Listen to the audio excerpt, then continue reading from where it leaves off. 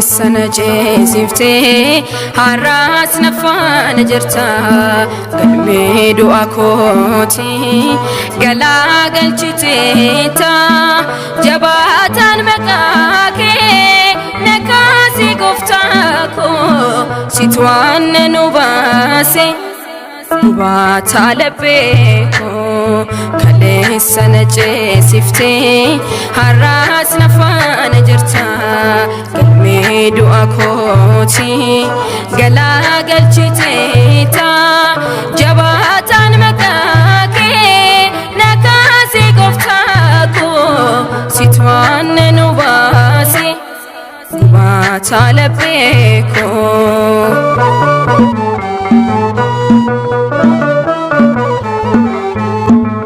Yoof sagantaan koo sirratti diriire sina dura boona sitti ilaaniriire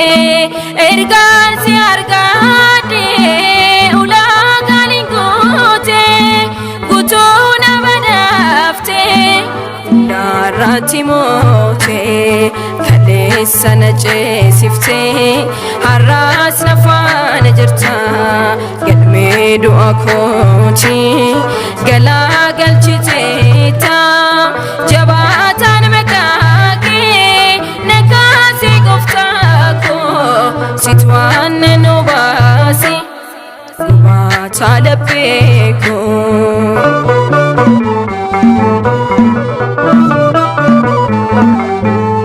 Wae maqaa keetiif ormaan shiringalu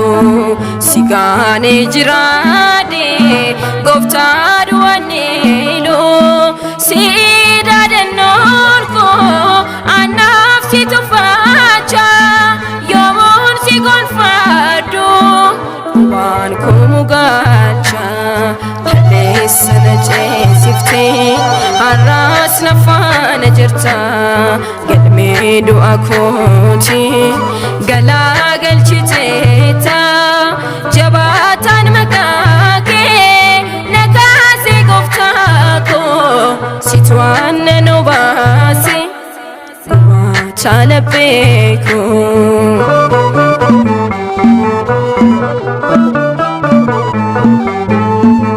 Kun kosi qofa wadaan koo inaara sitna lakofsiise baroota raara maqaa kun nabiita bakkaan jiru kan si faana deemu tasoomaan kasaaru Kaleessa na ceesiftee Harras na faana jirta galmee du'a kooti galaa galchiteeta jabaataan maqaa kee nakaasi gooftaa koo situ waan nu baase Ubata lebeko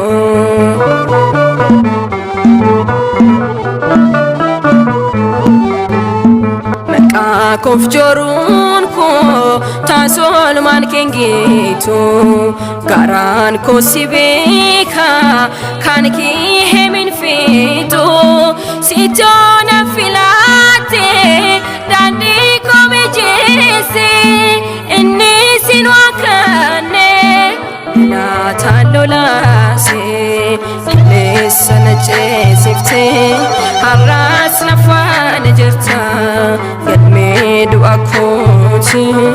galaa galchiteeta jabaataan maqaa kee nakaasi gooftaa koo situ waan nu baase Ubata lebeko Kaleessa na ceesiftee Harras na faana jirta galmee du'a kooti galaa galchiteeta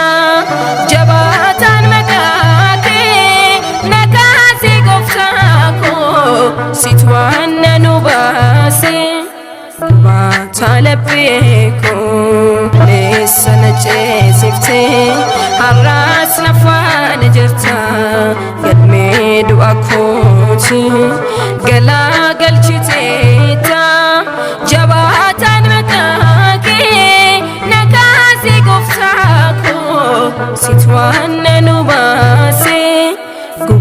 talabeko